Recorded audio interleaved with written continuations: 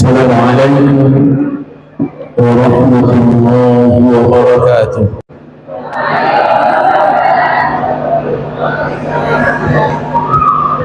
الحمد لله الذي أرسل رسوله هاديا إلى سبيله فجعله رحمة للعالمين وسراجا منيرا في ظلمات الشرك والكفر، والله يهدي من يشاء إلى صراط مستقيم. أشهد أن لا إله إلا الله ولي الصالحين، وأشهد أن محمدا عبده ورسوله ونبيه الأمين. اللهم صل وسلم على عبدك ورسولك وحبيبك محمد وعلى آله وأصحابه والتابعين وتابع التابعين ومن تبعهم بإحسان إلى يوم الدين. أما بعد، عباد الله، أفتتح كلامي بقراءة قوله تبارك وتعالى في سورة الأنفال. أسمعكم جميعا تلاوته. أعوذ بالله من الشيطان الرجيم.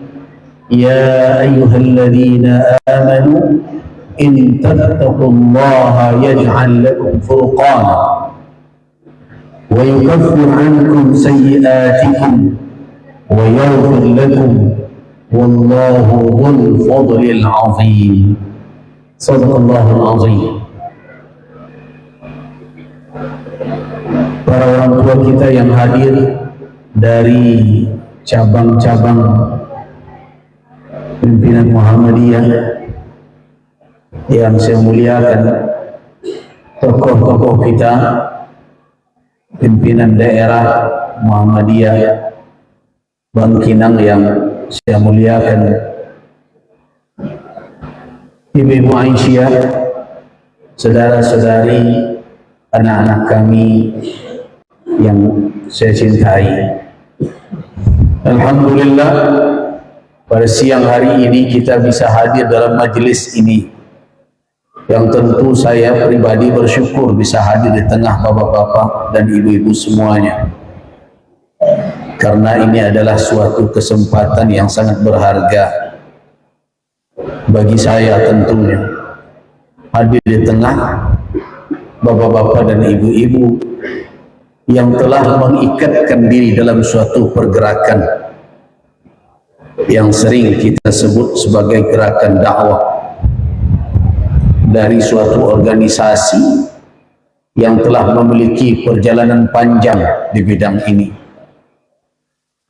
Seluruh amal usaha yang kita lakukan tetap tujuan utamanya adalah menggerakkan dakwah Islamiyah, dan itulah da'wuna, itulah langkah-langkah kehidupan kita.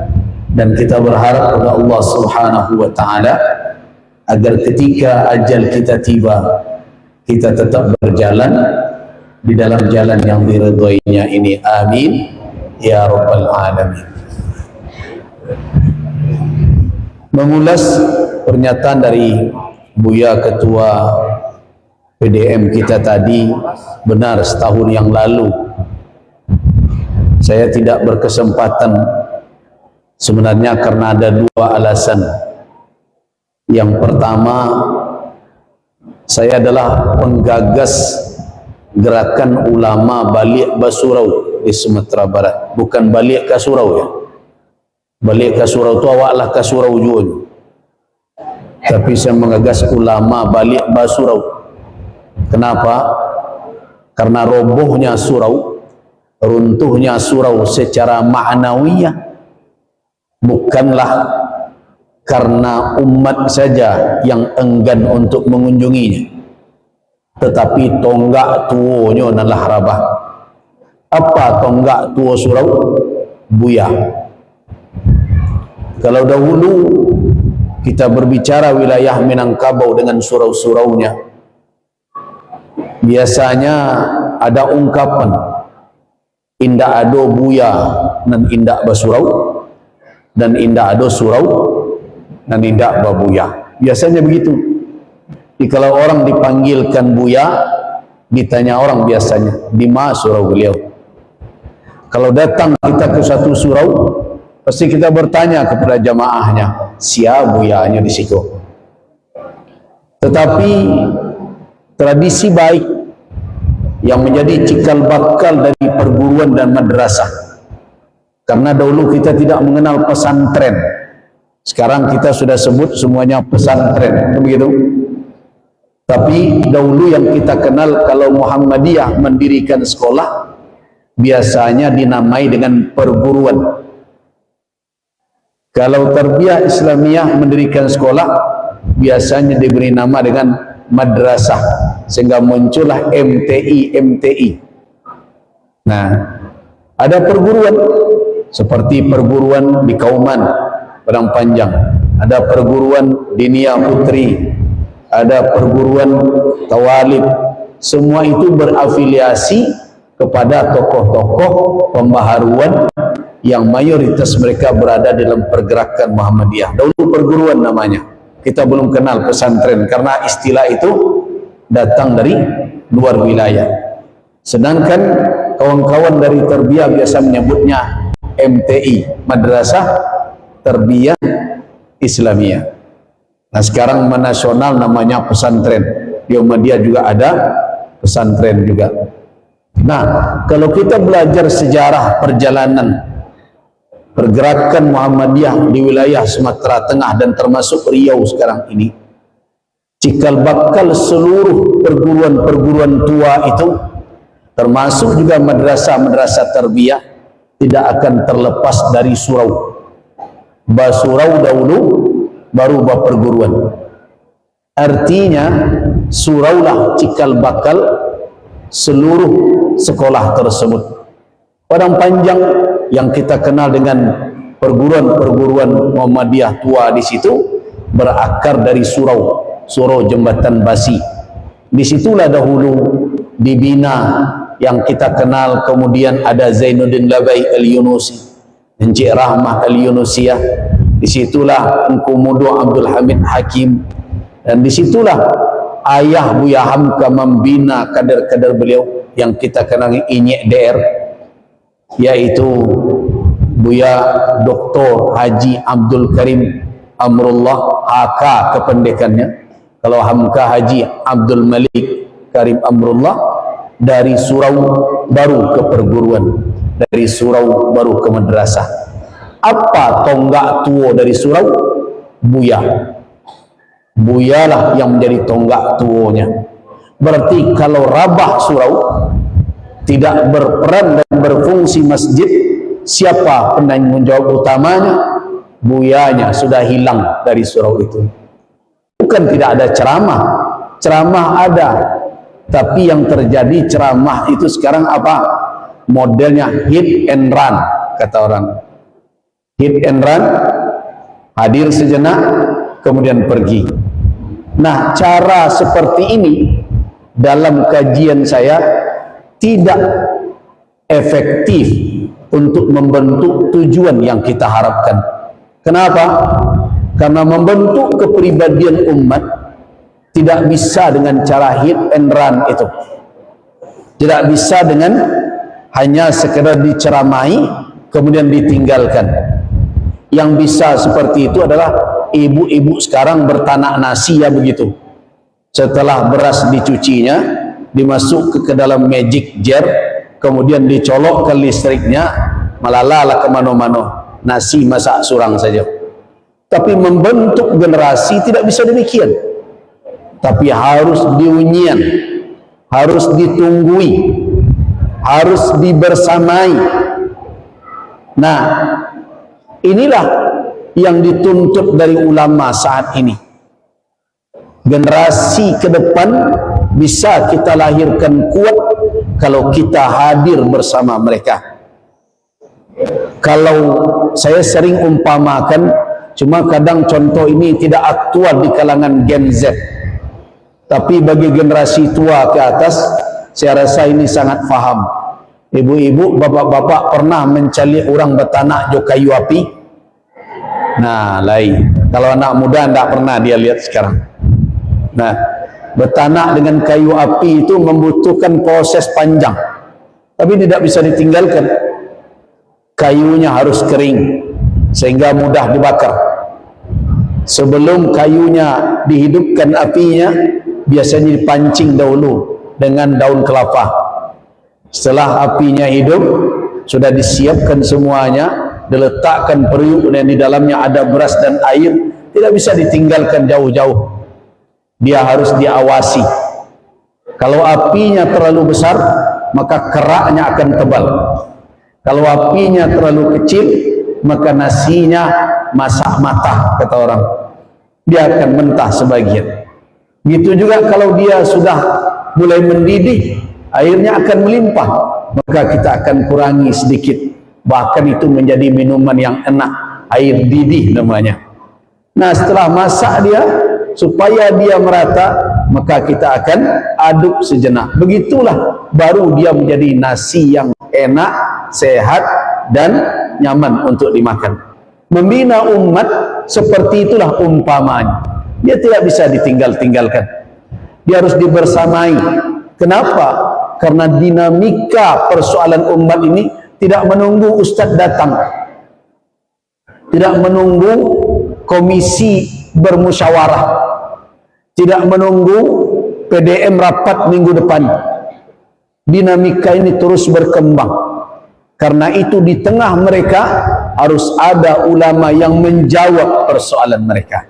Nah, inilah yang menjadi latar belakang saya menggagas lahirnya ulama balik bersurau. Artinya ada surau binaan.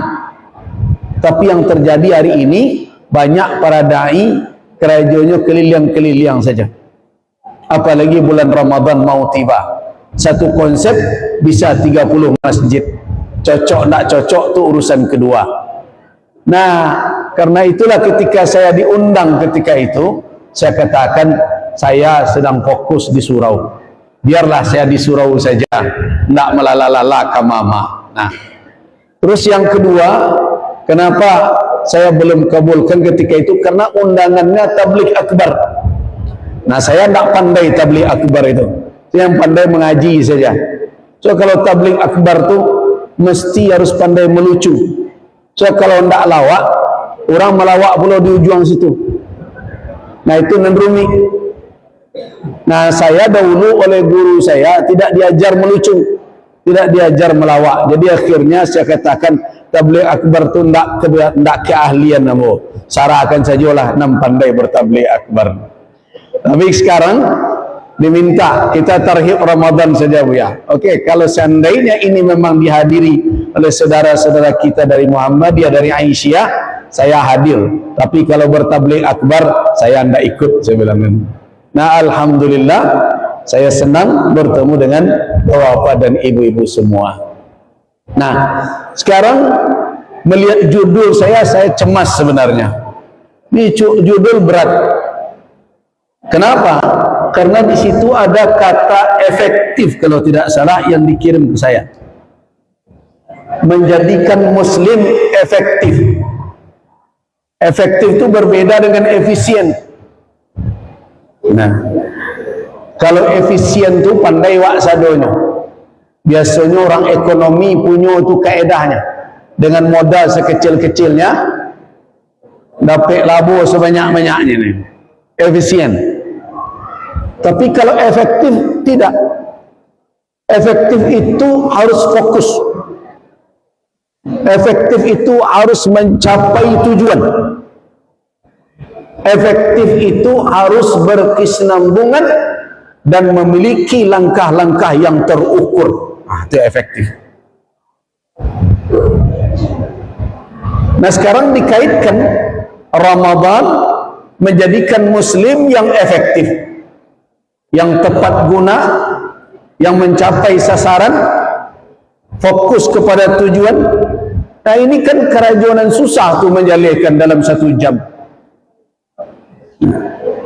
Kenapa demikian? Karena persoalan Ramadan tidak lagi masalah yang asing. Walaupun dia tidak asing, Tapi faktanya dari tahun ke tahun dia tidak asing, dia tidak aneh, dia hadir setiap tahun. Kalau dihitung di antara kita mungkin ada yang telah 40 kali, 50 kali. Jadi bukan suatu yang aneh. Tetapi faktanya Ramadan demi Ramadan berlalu, kita sering bertanya, apa dampak Ramadan itu yang tinggal? Nah, itu pertanyaan yang sampai hari ini secara ceramah bisa dijawab. Tapi dari kenyataan, malu kita kepada diri kita sendiri. Apa fakta itu? Faktanya adalah ketika Ramadan berlalu dan kita tahu bahwa Allah Subhanahu wa ta'ala tidak mensyariatkan suatu amalan, melainkan di balik syariat itu ada maqasid, ada tujuan. Karena itu para a'immati usulil fiqh, para imam ahli usul mengatakan la yakhlu, tidak akan pernah kosong ayu tasyri'in, syariat manapun yang ditetapkan di dalam Islam, min, daripada maqasid, dari tujuan-tujuan yang diinginkan oleh syariat. Jadi tidak bisa kita menjawab kenapa Allah menyuruh kita salat, ya karena teragak dia Allah menyuruh saja. Tidak bisa begitu. Mengapa puasa disyariatkan? Ya mungkin teragak suruh puasa saja. Tidak bisa begitu. Karena itu tidak pernah di dalam keyakinan kita suatu syariat itu kosong dari tujuan. Pasti ada maksud. Sebagaimana Allah Subhanahu wa ta'ala menciptakan kita, tidak menjadikan kita dalam bentuk abas. Apa makna abas? Main-main, tidak ada tujuan apa-apa. Mustahil. Nah, berarti puasa ada maksud dan tujuan. Nah, di antara janji yang dijanjikan oleh Allah Subhanahu wa ta'ala, puasa itu akan meningkatkan kedekatan hamba kepada Allah Subhanahu wa ta'ala, dan akan mendapatkan orang yang melakukannya itu ketakwaan di dalam dirinya. Pertanyaannya, kalau betullah takwa itu terwujud dari 40 kali Ramadan yang dilalui, kira-kira masjid yang dibangun ini cukup tak untuk umat Islam? Tidak cukup. Nah itu fakta.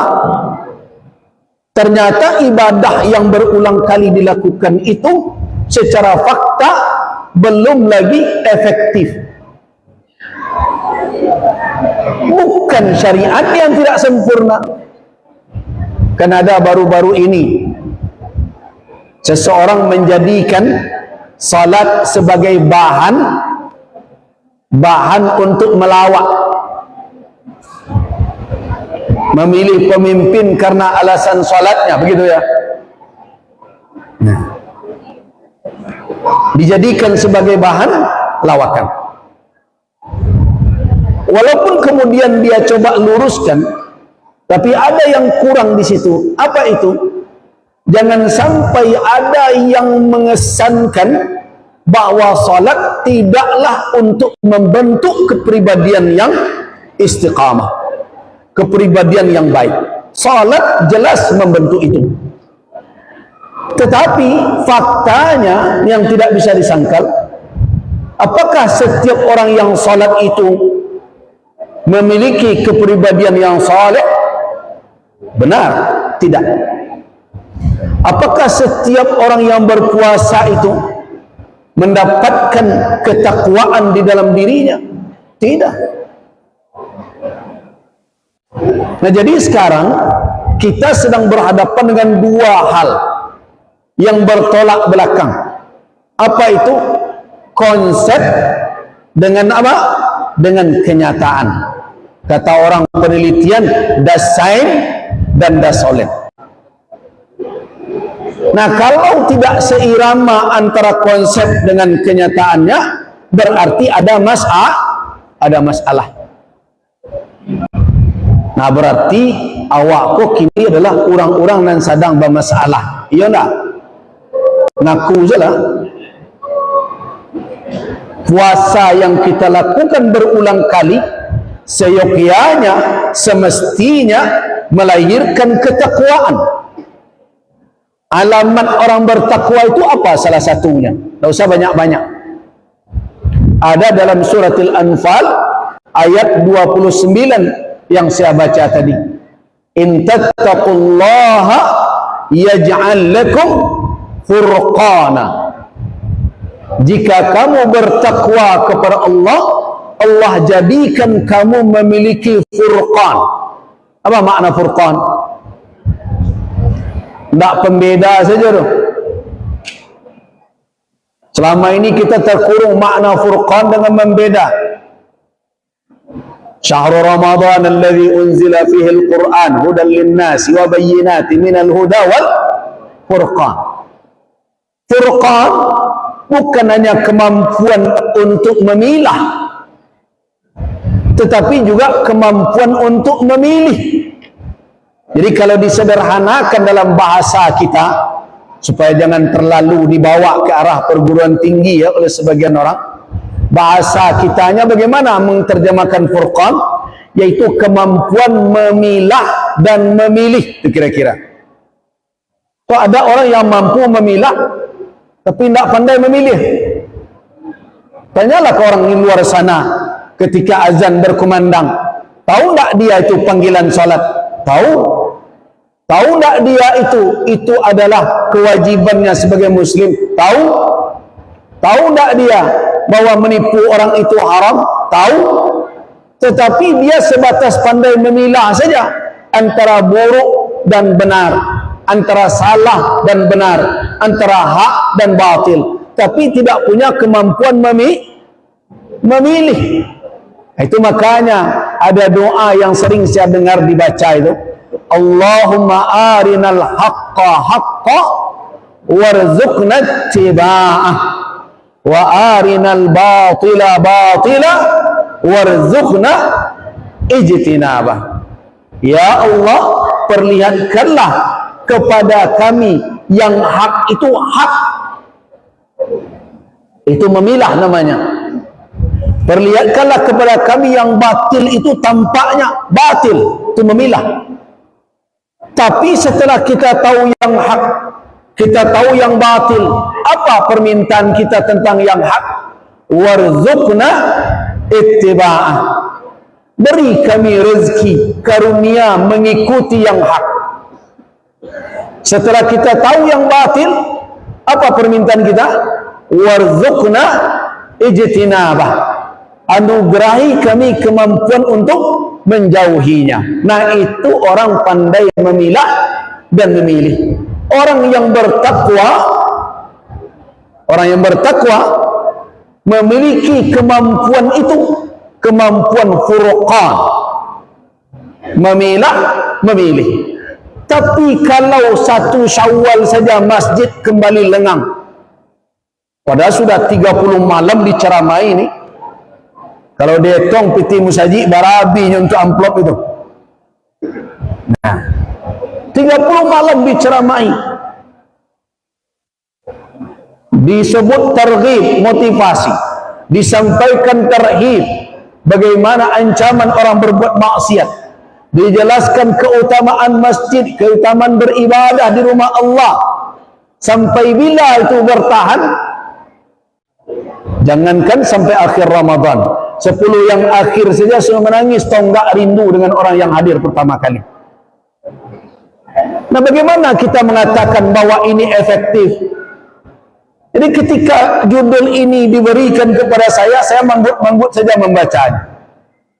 Saya khawatir jangan-jangan Buya Ketua PDM ini sedang menyindir kita semua. Para dai tidak efektif ceramahnya. Apa buktinya? Ceramah terus juga. Yang umat Tak janyo mereka juga. Nah, inilah yang kita harus evaluasi diri. Jadi ketika kita berhimpun hari ini, sebenarnya saya tidak sedang menceramai bapak-bapak dan ibu-ibu. Saya sedang menceramai diri saya sendiri hari ini. Apakah kehadiran saya di Bangkinang efektiflah atau tidak? Itu ya pertanyaannya. Nah, kalau tidak, apa kaedah yang sering dipakai oleh ulama? Kullu amalin taqa'ada an tahsili maqsudihi wa huwa batil. Begitu. Setiap suatu amal, pekerjaan, taqa'ad, tidak efektif, terhenti, tidak bergerak dia mewujudkan maksud. Tidak bergerak dia mewujudkan maksud di kerajuan lain, tapi tidak tercapai tujuan. Setiap amalan yang seperti itu fahuwa batilun, itu kerajo batil namanya. Jadi kalau ambo tiba ke Bangkinang kini gua sudah mengaji dan berceramah mau tak selama setengah jam, tidak ada hasilnya, berarti kerajo ambo juga batil. Nah itu nana ambo camen iko ketua PDM menyendia mau bagi judul toba kita dengar efektif. Nah sekarang tentu kita di dalam majelis ini sama-sama mencoba bermuhasabah. Jadi apa yang saya sampaikan bukan untuk bapak-bapak dan ibu-ibu saja, termasuk untuk diri saya juga. Berarti kita harus mencoba mengkaji ulang efektivitas dari apa yang telah kita lakukan, yang selama ini kita anggap sebagai rutinitas kita. Tahun berganti, bulan datang, kita melakukannya. Lalu efektif atau tidak? Nah ini mungkin yang saya baca dari judul tersebut maksudnya. Nah untuk membuat efektivitas itu, kalau kita pelajari makna kata efektif, harus ada fokus dan tujuan. Itu dulu. Sebab kalau jalan tak tampak kama akan diarahkan. Apa tujuan dari siam? Apa tujuan kehadiran dari Ramadan setiap tahun? Itu pertanyaan yang perlu dijawab dulu sebelum kita berbicara efektivitas. Ada yang mengatakan bahwa tujuan Ramadan itu hadir adalah untuk mendapatkan maghfirah. Tidak salah. Sebab hadis-hadis Nabi cukup banyak yang menjadi rujukan. Man shama Ramadhana imanan wa ihtisaban ghufira lahu ma taqaddama min dhanbi. Jadi salah satu tujuannya adalah maghfirah. Iya. Ada yang mengatakan bahwa tujuan Ramadan itu adalah untuk menunaikan kewajiban sebagai seorang muslim, agar dengan itu dia mendapatkan ketakwaan. Tidak salah, pernyataan itu merujuk kepada ayat Allah, kutiba alaikumusiyam kama kutiba alal ladzina min qablikum la'allakum tattaqun. Ada yang mengatakan puasa Ramadan itu untuk membersihkan diri dari segala bentuk akhlak mazmumah, dari akhlak yang tercela, dari segala perangai yang buruk. Tidak salah. Kenapa? Karena merujuk kepada dalil-dalil syarak. Orang-orang yang bertakwa itu orang-orang yang baik, keislamannya adalah orang-orang yang baik akhlaknya. Tetapi kalau kita mau menggabungkan keseluruhan apa maksud dan tujuan, tentu kita tidak lupa dengan maksud utama kehadiran kita di muka bumi ini adalah menjadi hamba Allah.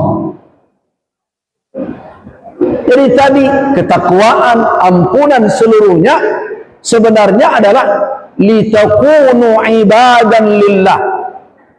Semua itu dalam rangka bingkai umumnya agar kita menjadi hamba Allah. Seluruh ibadah dalam rangka menjadikan kita abdun, Ya, kalau begitu kan tak rumit benar. Menyebutnya tidak rumit, tapi mempraktikkannya bukanlah perkara ringan. Karena fakta dan kenyataannya, manusia yang dikeluarkan oleh Allah dari rahim ibunya, akhrajakum min butuni ummahatikum la ta'lamuna syai'a, kamu tidak tahu apa-apa, kemudian Allah berikan kita as-sam'a wal basara wal fuad, tiga potensi yang ada di dalam diri kita ini. Pendengaran, al-basar, penglihatan, al-fuad, timbangan nalar. Tiga itu diberikan oleh Allah. Setelah mendapatkan itu dan tumbuh menjadi kokoh, apakah kita menjadi hamba Allah kebanyakan kita atau tidak? Pertanyaan ini kalau jujur kita jawab, banyak kita yang tidak menjadi hambanya. Kita telah menjadi hamba harta, kita telah menjadi hamba pangkat, kita telah menjadi hamba pandangan mata orang. Kalau tidak percaya, mari kita uji. Saya arahkan dulu kepada ibu-ibu. Ibu-ibu berpakaian rapi, berpenampilan menarik. Kenapa? Apakah karena Allah atau sagan dicari orang? Mata orang dan jadi alasan. Datang ke tempat pesta, diundang oleh orang. Orang yang mengundang itu pernah dahulu membuat perasaan kita tidak nyaman. Akhirnya datang juga. Apa kata kita? Tibo je lawak ba'alo kakece orang bako. Orang dulu. Nah. Dan tidak sedikit ibadah-ibadah juga disusupi oleh hal yang demikian. Berarti manusia ini senantiasa rentan dikeluarkan dari lingkaran ubudiyah, dari lingkaran kehambaan kepada Allah. Jadilah dia hamba-hamba makhluk. Nah, jadi kehadiran dia setiap tahun Ramadan dengan segala perangkat ibadahnya itu adalah untuk mengembalikan kamu kepada hakikat dasarmu. Karena itulah tujuan umum penciptaan manusia secara syar'i, mantuq, secara eksplisit di dalam Al-Quran, wa ma khalaqtul jinna wal insa illa liya'buduh. Nah, karena itulah makanya Nabi SAW sangat bangga ketika beliau disebut oleh Allah sebagai hamba. Makanya ketika orang memuji-muji Rasul berlebih-lebihan, apa kata Nabi? La tutruni, jangan kalian sanjung-sanjung saya.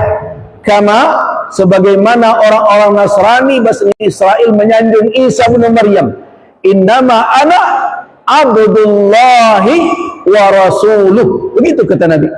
Saya ini tak lebih. Kalau pakai innama berarti lil hasar, membatasi. Makanya tidak salah kalau kita terjemahkan, saya ini tak lebih hanyalah hamba Allah dan Rasul. Nah, berarti puasa ini tujuan utamanya mengembalikan kehambaan, dan ibadah lainnya, zakat mengembalikan kehambaan, haji mengembalikan kehambaan. Berarti status hamba kita ini hampir setiap hari lepas dari diri kita. Ketika berhadapan dengan harta, jadi hamba harta. Ketika berhadapan dengan pangkat, jadi hamba pangkat. Ketika berhadapan dengan atasan, jadi hamba atasan. Ketika berhadapan dengan pencitraan, jadi hamba sanjungan manusia. Nah, itulah kondisi kita. Nah, mudah-mudahan sebulan ini kita bisa mempertahankan status kehambaan itu dan efektif hendaknya sehingga berkesinambungan sampai ke tahun yang akan datang. Nah, namun kalau kita mau telusuri bahwa husnul nihayah, baiknya tujuan itu sangat bergantung dengan apa? Dengan bidayatun hasanah, dengan permulaan yang baik. Tak mungkin orang akan mencapai sesuatu tetapi tidak memiliki modal yang terbaik. Apa modal utama? Nah, Kalau kita lihat ayat yang biasa kita baca di bulan Ramadan itu, ya ayyuhalladzina amanu kutiba alaikumusiyam. Ada seorang jamaah pernah bertanya kepada saya akui jamaah ini teliti. Dia bertanya begini, Buya, dahulu kan pernah Buya menjelaskan tentang syarat-syarat kewajiban puasa. Iya. Syarat-syarat diwajibkan puasa kepada seseorang yang pertama Islam. Oh ya. Kalau tidak Islam, dia tidak diwajibkan berpuasa. Karena itu tidak sah puasa orang yang tidak Muslim. Saya katakan iya, saya pernah mengatakan itu. Nah, kalau begitu, pertanyaannya adalah, mengapa di dalam ayat surat Al-Baqarah itu yang diseru adalah orang-orang yang beriman? Padahal setelah itu kutiba alaikum, diwajibkan atas kamu. Pangkal ayatnya apa? Ya ayyuhalladzina amanu, wahai orang-orang yang beriman, kutiba alaikumusiyam, diwajibkan atas kamu berpuasa. Nah, ini kan tidak seirama dengan pengajian yang awal. Pengajian kita dahulu Islam yang menjadi syarat, baru orang diwajibkan. Ayat ini iman yang diseru, kemudian diwajibkan. Kira-kira Bapak menjawabnya, Pak? Saya tolong ngomong.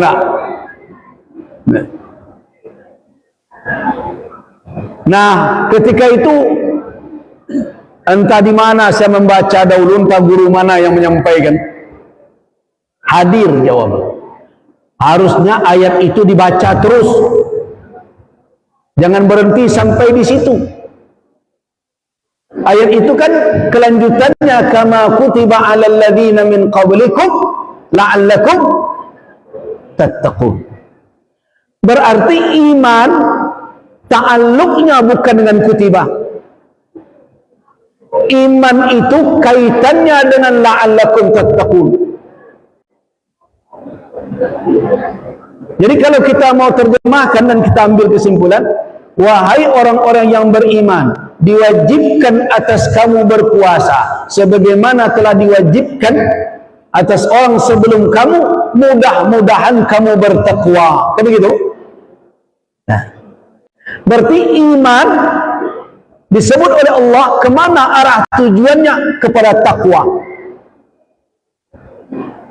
Nah, menariknya dalam dialog itu dikatakan, berarti kalau orang berpuasa hanya sebatas Islam, tidak membuat iman, tidak mungkinkah mendapat takwa? Menurut ayat itu tidak. Allah Subhanahu wa ta'ala tidak berbicara tentang sah dan batal dalam ayat itu. Apabila seseorang melakukan suatu amalan di atas keislamannya, istaufa min arkanihi wa syuruti, dia penuhi rukun dan syaratnya, fayakunu amaluhu, maka amalnya kita katakan sahihan, sah.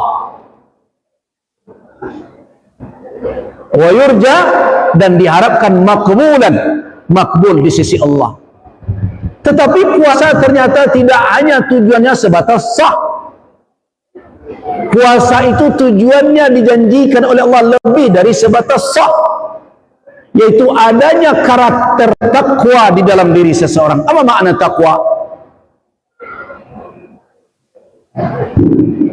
Kalau kita merujuk ke kitab Al-Imam As-Suyuti, kitab Durrul Mansur, tafsir, dikatakan takwa dikaitkan dengan asar, dengan petuah dari Abi Hurairah radhiyallahu anhu. Ketika ditanya tentang makna takwa, apa jawaban Abu Hurairah? Apakah engkau pernah menempuh sirat dzati sawqin? Sirat dzati sawqin, jalan yang berduri. Pernah enggak? Ya pernah. Bagaimana engkau berjalan di jalan yang berduri? Ya tentu menghindar melampauinya, bahkan kalau terlalu berat berhenti. Nah, begitulah takwa. Orang yang bertakwa seperti orang berjalan di jalan berduri. Tidak mungkin akan dia injak saja duri itu. Dia akan menghindar. Dia akan langkahi. Bahkan dia harus berhenti sejenak. Nah, dari situlah akhirnya muncul pengertian takwa yang sederhana itu. Apa pengertian takwa yang sederhana? Imtithalu awamirillahi wajtinabu nawahi. Begitu. Mematuhi perintah Allah dan menjauhi larangannya. Itu adalah makna takwa yang paling sederhana. Nah, bagi ulama yang mencoba menggali makna takwa dari asal katanya, kemudian mengaitkan dengan hadis Nabi, at-taqwa hahuna, takwa itu ada di sini, kan Nabi mengarah ke dada beliau. Nah, dari begitu maka ulama mencoba menggali apa makna takwa, dari mana akar katanya, istiqaq, pecahan kata takwa ini dari asalnya mana. Dia mengatakan ini dari waqa, yaqi, kemudian bertambah menjadi iutaqa, iutaqa, kemudian terjadi perubahan waw, huruf itu menjadi ta, ittaqa, yattaqi, ittiqaan. Kalau begitu makna wiqayah apa? Memelihara dan menjaga. Nah, kemudian kaitan dengan yang tadi, patuh kepada perintah, jauh kepada larangan. Karena itu ada yang merumuskan makna takwa berdasarkan kepada hadis Nabi yang ada di dalam dada itu ditunjuk oleh Rasul, adalah sesuatu quwwah, kekuatan yang ada di dalam kalbu insan yang berfungsi sebagai wiqayah, sebagai penjaga dan pemelihara bagi dia agar dia mau tunduk dan patuh kepada perintah Allah dan menjauhi larangan-larangannya. Berarti takwa kekuatan di dalam diri seseorang. Nih, kalau kita berbicara Muhammadiyah, kalau kita berbicara Muhammadiyah dan hubungannya dengan tasawuf, bagi siapa yang pernah mengkaji tentang tasawuf ya hamka, maka itulah yang dimaksud dengan tasawuf dalam Muhammadiyah. Apa itu? Yaitu quwwah qalbiyah, kekuatan kalbu yang efektif memagar orang jangan sampai jatuh kepada kemaksiatan, memotivasi orang untuk tunduk kepada perintah syariat. Nah, sekarang untuk mencapai yang seperti itu, apa modal utama? Lihat, modal utamanya tidak cukup sebatas rukun dan syarat. Sebab rukun dan syarat itu adalah hukum, buahnya juga hukum. Bapak dan ibu pernah mendengarkan bahwa hukum di dalam syariat dibagi dua oleh ulama. Yang pertama disebut dengan ahkam taklifiyah, hukum taklifi. Di situ ada ijab kata ahli usul, wajib kata ahli fikih. Kemudian ada nadab, ada tahrim atau haram.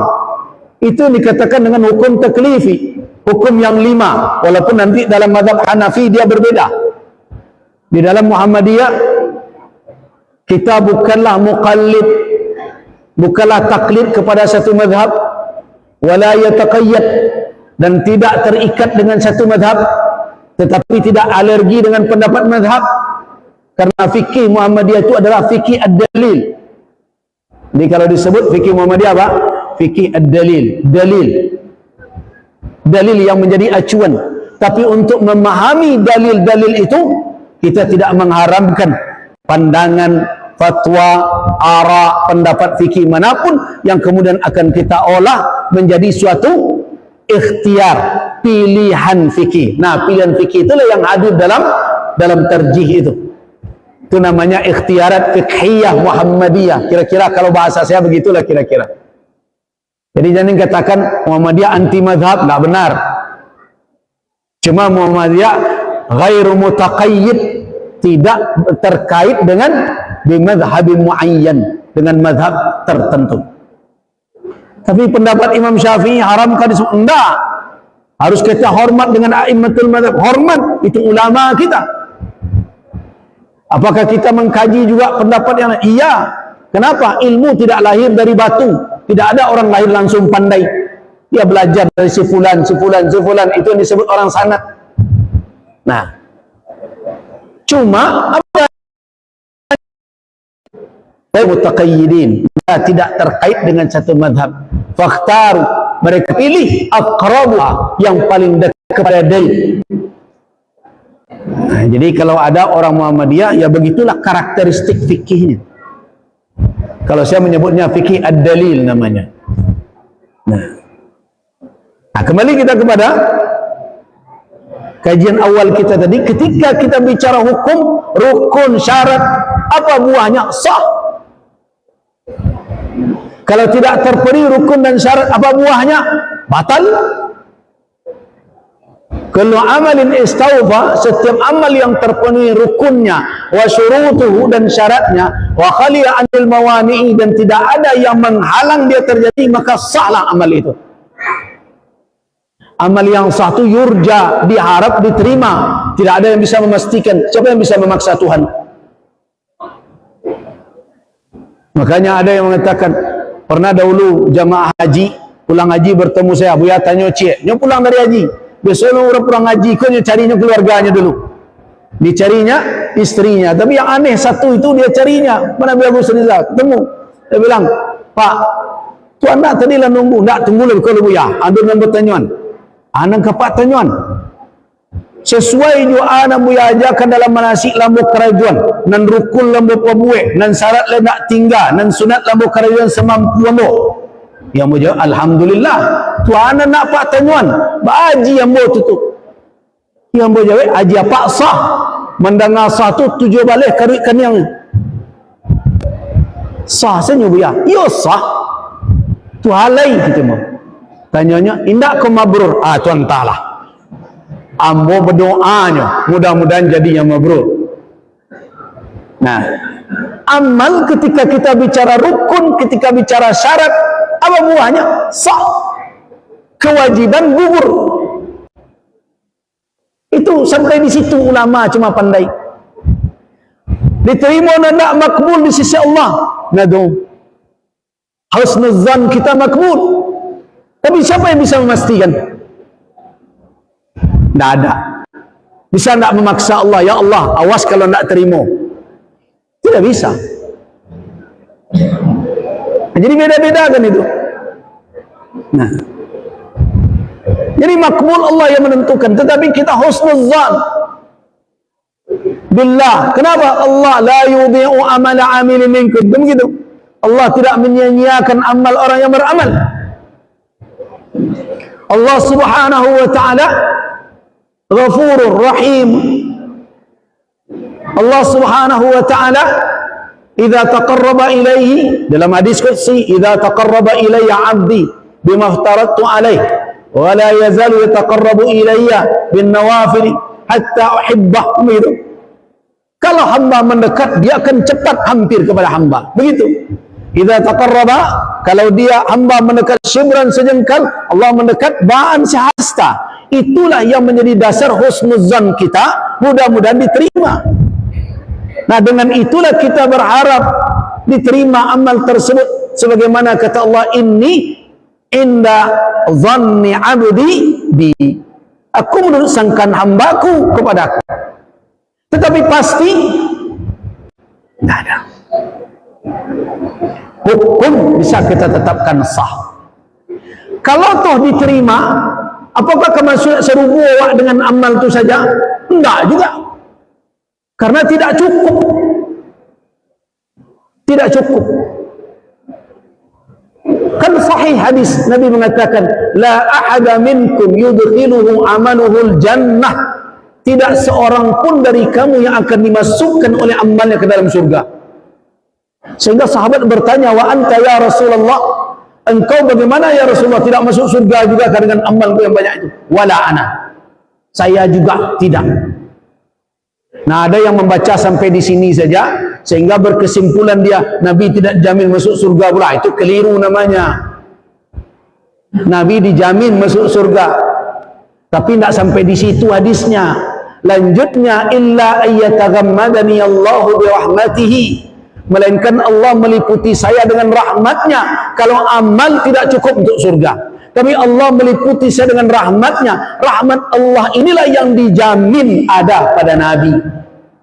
Sehingga Nabi dijamin masuk surga. Para sahabat-sahabat al-mubasysyaruna bil jannah dijamin. Kenapa? Rahmat Allah telah disampaikan oleh Nabi kepada mereka, mereka dijamin masuk surga. Tapi kalau dibandingkan antara amal dengan surga, cukup tak? Tidak cukup. Nah, bila demikian adanya, berarti kalau kita ingin mendapatkan takwa, cukupkah modal rukun, syarat, meninggalkan pantangan larangan, min tulu'il fajr, dari terbitnya fajar sampai ghurubis syams, sampai terbenam matahari? Tidak cukup. Nah, karena itu harus ada modal lain. Apa modalnya? Modal iman. Itulah baru takwa bisa diperoleh. Jadi kalau ingin ketakwaan, berpuasalah dengan keimanan, jangan sebatas keislaman saja. Tapi kalau untuk menggugurkan kewajiban, ya sudah, selama rukun dan syarat dijalankan, tidak ada yang dilanggar pantangan dan larangan, sahlah dan gugurlah kewajiban puasa. Tapi ayat 183 tidak berbicara keguguran puasa, tetapi berbicara tentang tujuan, yaitu dapatnya takwa.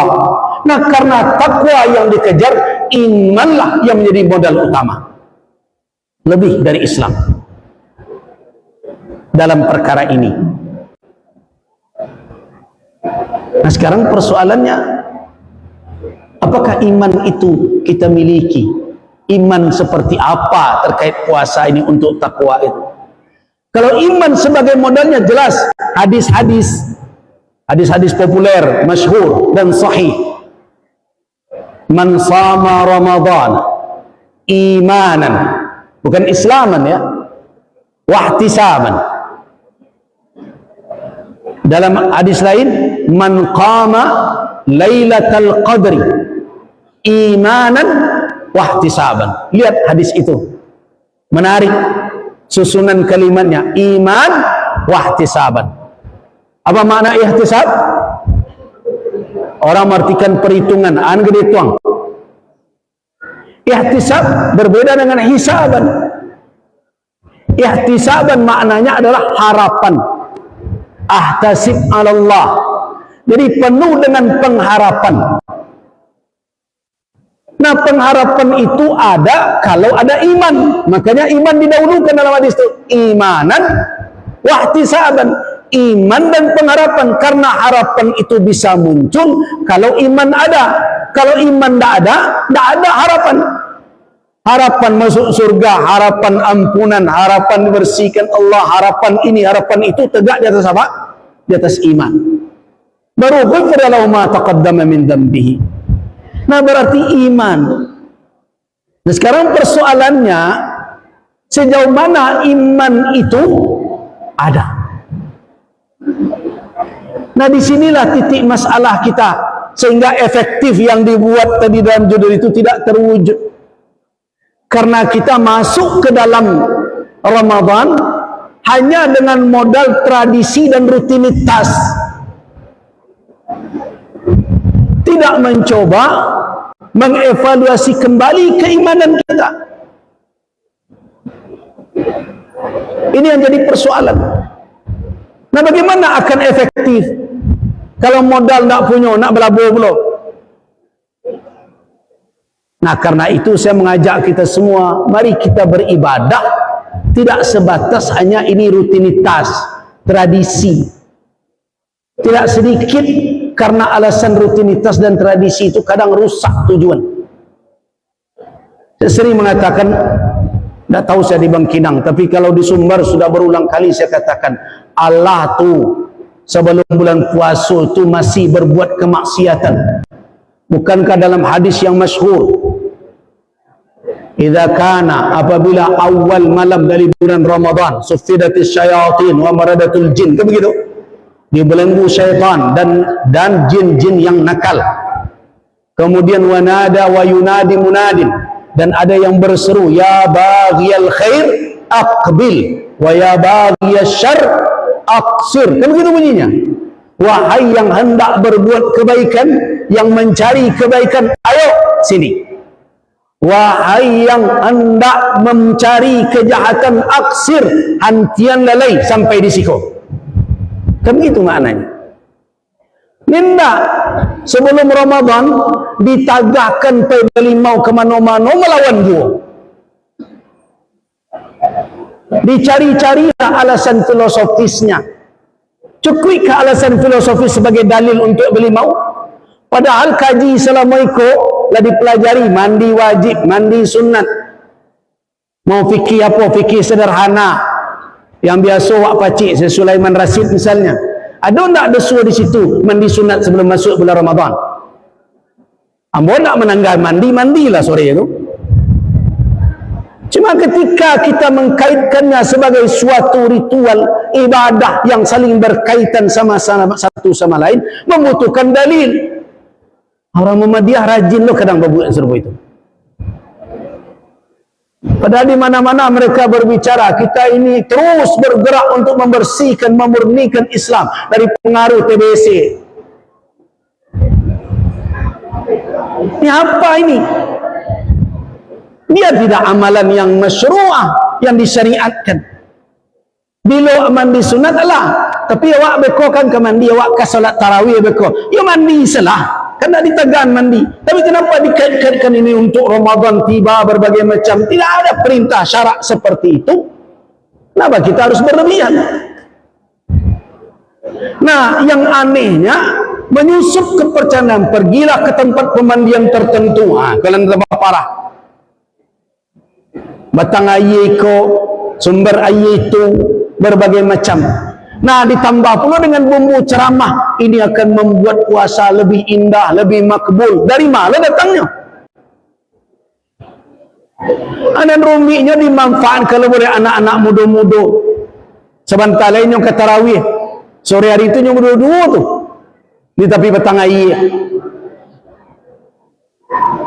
Itu yang aneh. Kalau di Sumatera Barat ada yang pergi beli mau ke puncak Lawang. Coba yang di mana tu air di puncak Lawang tu jauh, ada yang jauh di bawah.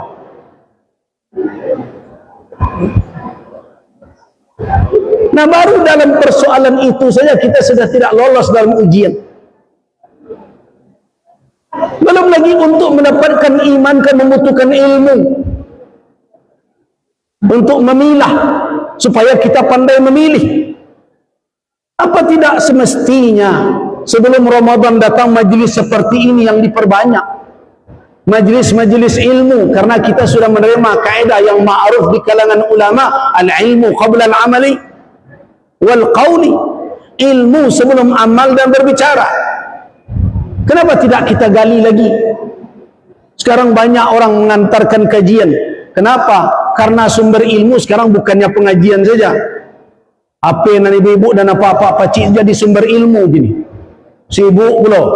Tiba nisfu Sya'ban lah bertanya pula. Amalan nisfu Sya'ban kau ya? Tadi kecil dah, ingat tidak ada satupun amalan yang dikhususkan untuk nisfu Sya'ban. Tidak ada ayat yang khusus dibaca untuk nisfu Sya'ban. Nah, apakah malam nisfu Sya'ban itu ada keutamaan? Iya. Kalau kita ambil dari keutamaan itu janji untuk mendapatkan ampunan. Dan kemudian apa? Jadikan diri kita pantas menerimanya dengan memperbaiki hubungan sesama kita. Zatil bain. Tetapi kenapa prinsip-prinsip yang semestinya hadir di dalam Muhammadiyah, beramal berdasarkan kepada dalil, merujuk kepada fatwa-fatwa yang berlandaskan kepada Al-Quran dan Sunnah, berdasarkan kajian-kajian yang telah kita tetapkan dalam kajian-kajian selama ini, kenapa jadi lupa? Nah, inilah yang saya rasa perlu untuk Muhammadiyah ke depan, yaitu menancapkan kembali kajian-kajian keilmuan sehingga menjadi rutinitas. Setiap amal akan kita lakukan agar efektif, maka ilmu dan iman menjadi modal utama di dalam kita bersikap, insyaallah. Demikian, waffaqanallahu wa iyyakum lima yuhibbu wa yarda. Wabillahi taufiq wal hidayah. Assalamualaikum warahmatullahi wabarakatuh.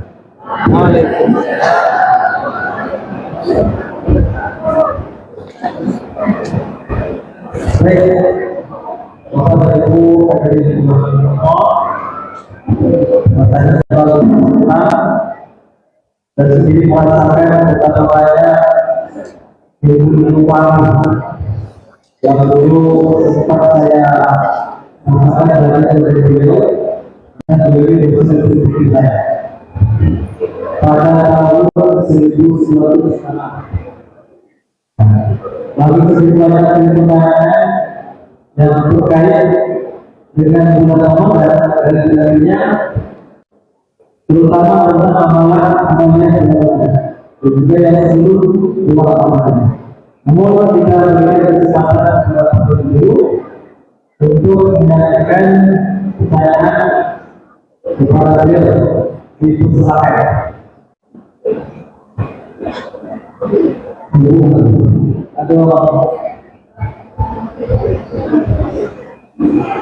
Saja tu nak.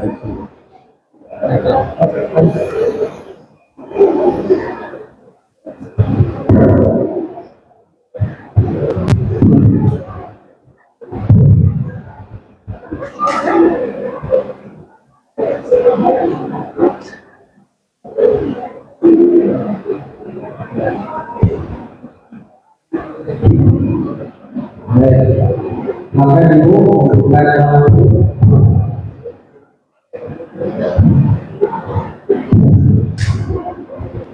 Assalamualaikum warahmatullahi wabarakatuh. Terima kasih atas waktunya kita. Nama saya Risma dari Izin mereka ya.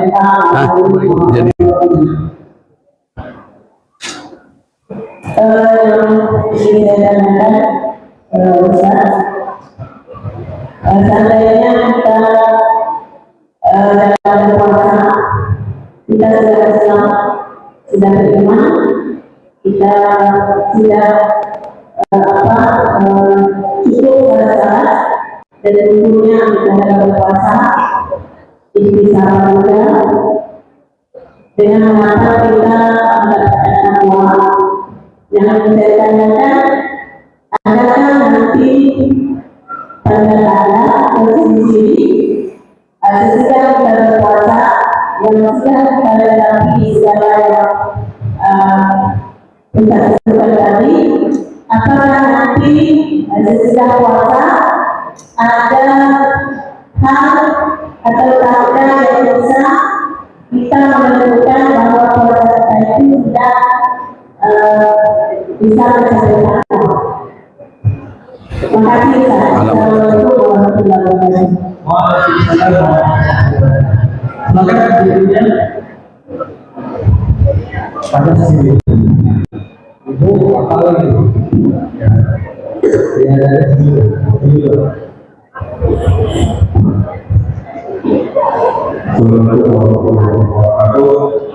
Salam. Ini dari guru mereka kalau mereka entah hadis entah perbedaan entah dalam mereka terjadi dalam sholat Jumat itu ada khatib ada imam. Dulu ada yang dari khatib itu imam. Kalau sekarang ini kita budaya lain hampir dari imam.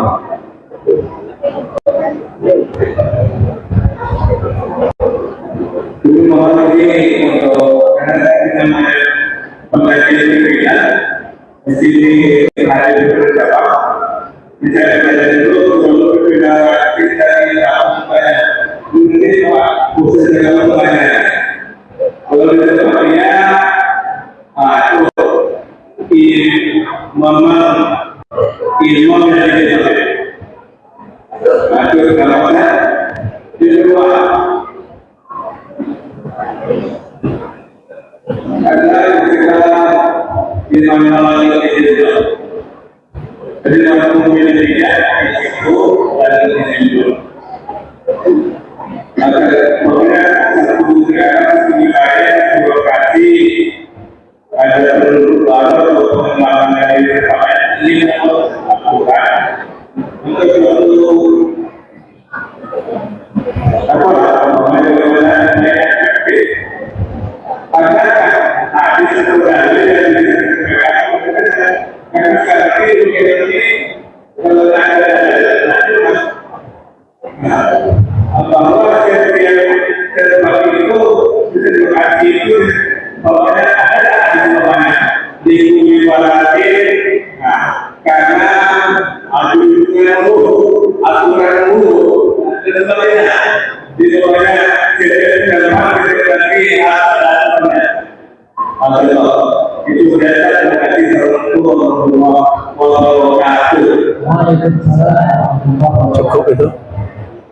cukup lah tu. Dua tu mungkin tak lain. Baik, kita cukupkan dulu. Diikuti dulu, dia di sini dulu. Baik, silakan kepada dia. Baik, terima kasih. Pertanyaan Ibu Ade Ismar tertuju kepada alamatut taqwa, alamat ketakwaan. Tadi saya katakan bahawa seseorang kalau ingin mendapatkan ketakwaan, kalau kita ambil dari isyarat ayat 183 surah Al-Baqarah itu, iman adalah modalnya. Tidak cukup Islam saja, tapi alasan untuk beramal. Jangan dijadikan iman belum kokoh makanya tidak beramal, itu keliru. Banyak orang yang tidak mau solat, dia cari-cari alasan, aku no solat, jo diri selun tahu le doh.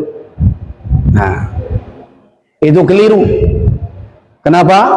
Ibu dan bapak pernah kan dengar ayat Allah ketika orang Arab Badui datang, amanna, mereka berkata, apa kata Allah? Qul, katakan Muhammad, lam tu'minu, kalian belum beriman lagi, walakin qulu aslamna, tapi cukup katakan kami telah Islam. Walamma yadkhulul imanu fi qulubikum, iman belum masuk ke dalam hati kamu sekalian.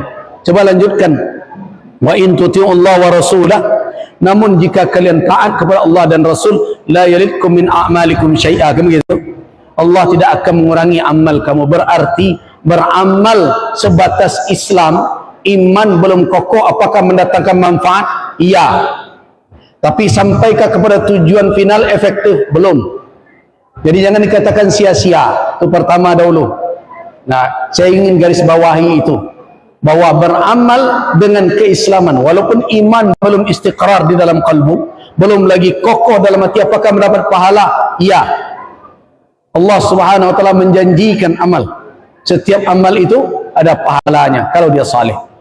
Yang kedua, apabila seseorang mendapatkan ketakwaan, tadi saya ambil surah Al-Anfal. Tadi katakan oleh Allah, in tattaqullah, jika kamu bertakwa kepada Allah, yaj'al lakum furqana. Itulah alamatnya, tandanya. Orang yang bertakwa setelah beramal itu, dia memiliki furqan, memiliki kemampuan memilah dan memilih di dalam hidup dia. Dia jauh dari segala kemaksiatan, dia tahu membedakan mana yang hak, mana yang batil. Hatinya akan jernih.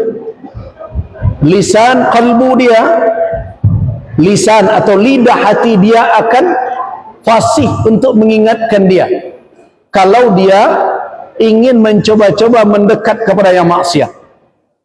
Kemudian berikutnya, yang ketiga, buah dari Islam dan iman kalau diamalkan adalah ihsan.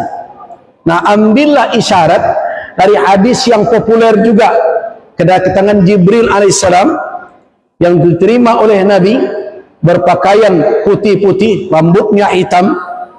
Sahabat ada di sekitar Nabi, tak seorang pun yang kenal dengan dia, tetapi tidak ada pula tanda dia datang dari jauh, karena tidak ada asarus safar, tidak ada tanda perjalanan jauh. Artinya orang ini tidak dikenal oleh sahabat. Nah, kemudian dia bertanya tentang apa? Yang pertama adalah Islam, yang kedua iman, yang ketiga, jadi buah dari ibadah itu akhlak, buah dari ibadah itu ihsan. Tanda seorang mukmin itu dia muhsin. Setiap orang yang beramal itu pasti melakukan islah. Karena itu orang yang bertaubat dari dosa tidak cukup hanya istighfar. Tidak bisa cukup hanya istighfar. Tetapi kan para ulama mengatakan, kalau seseorang ingin bertaubat kepada Allah Subhanahu wa taala, yang pertama an-nadamu, menyesal. Yang kedua al-azmu, tekad untuk tidak mengulang lagi. Yang ketiga baru istighfar. Yang keempat apa? Apa yang keempat? Yaitu mengembalikan hak kepada mustahik, melakukan islah atas apa yang luput, tadaruk, menjangkau apa yang tidak baik. Jadi orang yang melakukan amal saleh dengan baik biasanya akan berujung dengan apa? Islah, salih dan muslih. Jadi orang yang bertakwa tidak cukup hanya ibadah itu untuk dirinya saja, tapi dia akan menebarkan kesalehannya kepada orang banyak. Muslih. Nah, makanya kalau bicara tentang fikih politik ya, siasat syariah, kenapa disyaratkan oleh ulama seorang pemimpin itu bertakwa? Tahu kita makna bertakwa dalam kepemimpinan? Bukan hanya salatnya rajin, bukan hanya puasanya rajin. Itu mau jadi pemimpin atau tidak jadi pemimpin, itu harus itu. Takwa ketika menunjuk pemimpin lebih daripada dia menjalankan tugasnya sebagai hamba. Apa itu? Dia salih dan muslih. Itu makanya takwa. Dia salih untuk dirinya dan dia menebarkan kemaslahatan kepada yang lain. Itu makanya orang yang melakukan puasa dengan baik, dia tidak akan menyakiti orang sekitarnya, tapi akan berbuat baik. Ingatkan hadis Nabi sallallahu alaihi wasallam, "Man lam yada' qaula az-zuri wal 'amala bihi, falaysa lillahi minhu hajah ay yada'a ta'amahu wa syarabah." Kan begitu? Siapa yang tidak meninggalkan berkata bohong, palsu, qaul az-zur wal 'amala bihi, dan melakukan perbuatan kepalsuan, pencitraan, bohong, falaysa lillahi minhu hajah, Allah tidak berhajat darinya, ayyada'a ta'amahu wa syarabah, dia tinggalkan makan dan minumnya. Berarti buah dari takwa apa? Furqan. Kemudian apa lagi? Adalah orang tersebut akan senantiasa menjadi orang yang muhsin, senantiasa berbuat ihsan kepada sesama. Itu yang takwa. Makanya Nabi SAW sering mengatakan, ittaqullah fin nisa, ittaqullah, bertakwalah kamu terkait dengan wanita, bertakwalah kamu tentang dunia ini, bertakwalah kamu tentang ini. Apa maknanya?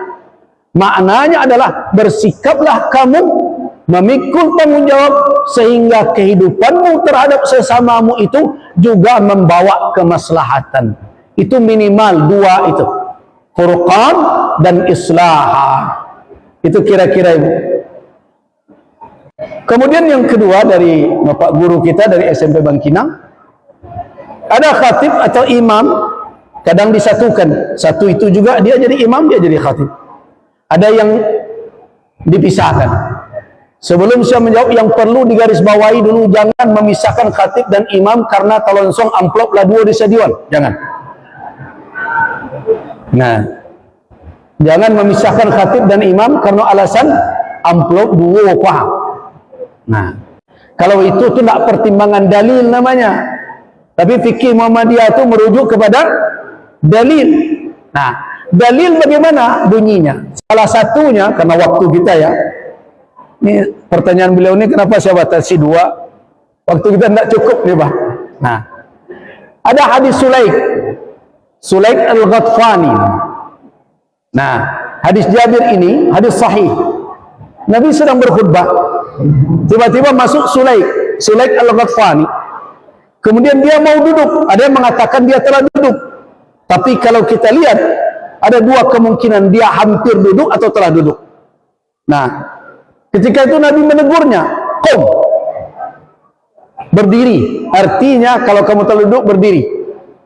Kemudian kata Rasul, "Idza dakhala ahadukumul masjida," apabila masuk salah seorang kamu ke masjid, "wal imam yaktubu," sedangkan imam sedang berkhutbah,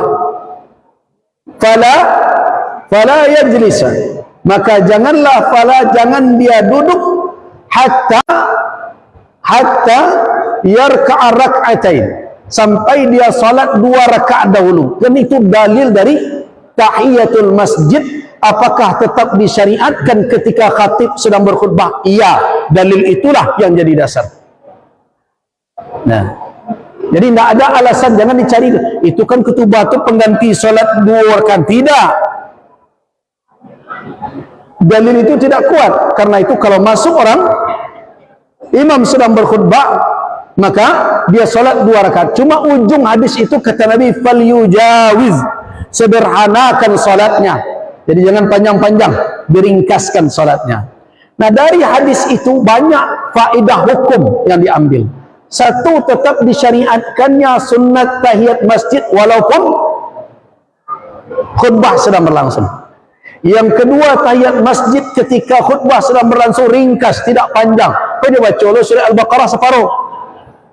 Nah, yang ketiga itu isyarat secara fi'liyah dan qauliyah.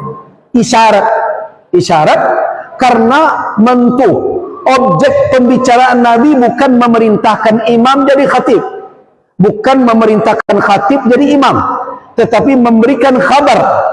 Nah, khabar namanya imam sedang berkhutbah, itu redaksinya hadis itu. Nah, karena itu ulama tidak berani sampai mengatakan syarat sah khutbah itu harus imam. Tidak sampai ke situ petunjuk dalilnya. Syarat sah imam itu harus khatib. Tidak. Nah, tetapi yang bisa kita ambil faedah dari hadis tadi adalah afdalnya yang jadi imam itu khatib. Yang jadi khatib itu yang jadi imam. Itu afdalnya. Jadi kalau ada yang mengambil afdal, bagus. Kalau ada yang menjadikannya dua, tidak melanggar dan tidak merusak Jumat tersebut. Tetapi sekali lagi, alasannya bukan karena amplop sudah dua. Nah, apalagi kalau dikatakan mungkin imam tadi beralangan, batuk berbagai macam, dia sulit gitu ya. Tapi ada yang mengatakan inyonyo bisa jadi khatibnya, tidak bisa jadi imam. Kalau itu alasannya, saya sarankan tidak usah diundang jadi khatib. Kenapa? Yang jadi khatib itu mestinya dia pandai jadi imam. Kalau dia tidak pandai jadi imam, berarti tilawahnya tidak benar, tajwidnya tidak betul, berarti dia belum patut menjadi khatib. Berarti ukuran khatib kita yang harus kita periksa lagi. Apa syarat dari khatib? Apa pandai mengecek saja? Kalau pandai mengecek saja, aduh di Pasar Tinggi dulu tukang ubek lebih santiang dari awak. Nah berarti dia harus punya ilmu yang paling utama seseorang ketika berbicara di hadapan orang adalah Al-Quran dan Sunnah. Nah, minimal dia punya ilmu tajwid yang sederhana, walaupun dia tidak pandai mengiramakan, tartilnya kurang landak sebagus qari, mungkin tak lo pandai nyo mujawad, tak tahu nyo bayati, sikar, ras, anti. Yang penting bacaannya benar, bacaannya sudah betul. Nah, yang seperti itu harus diutamakan, bukan menjadi syarat. Wallahu alam. Saya rasa cukup ya, karena tidak keselesai hari kini. Oh, ada cik lain pertanyaan beliau tentangnya itu sudah ya Pak. Yang berikutnya adalah di mana bumi dipijak, di situ langit dijunjung. Itu aku dah ada yang salah. Dan dijunjung langit bukan orang. Nah, jadi ketika kita memahami bahasa Minangkabau, itu harus hati-hati Wak, karena cik kata itu maknanya jelas. Di ma bumi dipijak, di situ langit dijunjung. Keduanya milik Allah Azza wa Jalla. Bumi ciptaan Allah, langit ciptaan Allah. Kita tidak keluar dari sunnahnya. Dilingkuang dek bumi, dek langit iko, ditanai dek bumi iko. Artinya kembali kepada Allah. Itu makanya petuah di ma langit di bumi dipijak, di sana langit dijunjung, tidak keluar dari konsep dasar dari adat Minangkabau. Itu apa bunyinya? Adat basandi syarak, syarak basandi kitabullah. Alun selesai lah itu. Lanjutnya adalah adat bapaneh, syarak belindung. Lanjutnya apa lagi? Syarak mengatur, adat memakai. Itu baru lengkapnya tuh. Si anak nak tahu kalimat itu ada sebenarnya bisa diambil di dalam catatan Syekh Sulaiman Ar-Rasuli. Namanya adalah bunyi Saripati Sumpah Sati Bukit Marapalam. Jadi gitu bunyinya. Adai bersandi syarak, syarak bersandi kitabullah, adai bapaneh, syarak belindung, syarak mengatur, adai memakai. Anan adai bapaneh tubuh nang kasa di ranah Minang. Syarak belindung adalah tubuh nan alih nan di dalam. Artinya awak ndak lain serupa rumah gadang jo pondasi. Tapi lah melangkah. Kalau adik bersandi syarak itu kan perumpamaan serupa orang menegakkan rumah. menunjukkan makna historis dan makna filosofis.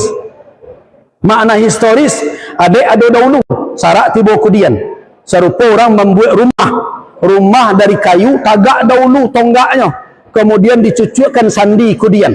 Itu historis. Makna filosofisnya, ketika Islam masuk dicuba dijadikan landasan, tetapi ingat ketika diletakkan itu masih ada pituah lain.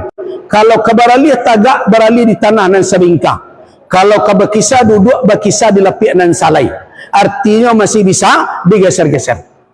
Nah itu makanya ketika habis SBK lahir pembaharuan kembali di agam tua. Lahirnya yang disabui dek penjajah padri itu. Sebenarnya mereka tidak nyabui padri.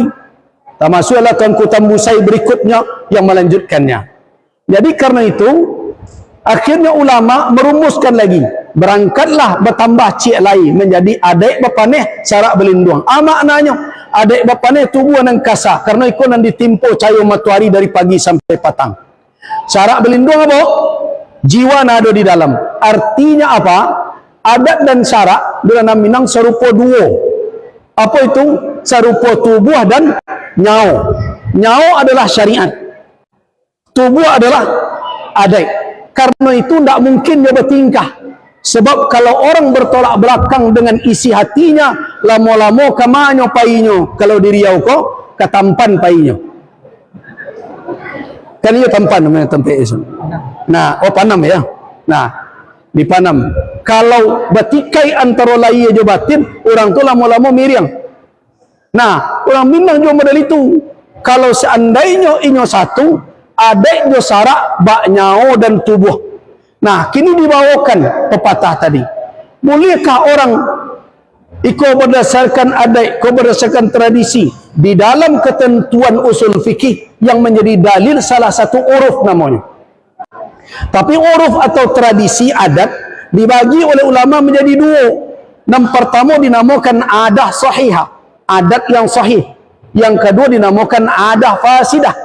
Adah yang sahihah allati la tukhalifu, yang tidak bertikai dan tidak bercanggah dengan ketentuan syariat dan tidak pula dengan kaedah-kaedah umumnya. Kalau berlawan dia syarak, tidak sesuai dia syariat, di dalam ranah Minang, dimanapun nama memakai petuah itu dinamakan adat mumtani' namanya, adat fasidah, adat nan terhalang untuk diamalkan. Tapi kalau sesuainya dengan syarak, makanya tidak diamalkan karena adat ledoh, tapi diamalkan karena dia menjadi hukum syariat. Disitulah dipakaikan al-adatu muhakkamatun. Adat bisa dijadikan alasan hukum. Nah kini kalau manusia membuat indak na lalu saja doh. Dan kudian juga. Sebab kau kaedah kau akan terpakai sampai kapanpun. Selama tradisi manusia itu bersesuaian dengan tuntunan Al-Quran dan Sunnah, tradisi itu makbulah, diterima di dalam syariat. Tapi nawak cameh bukan tradisi lama saja, tradisi baru.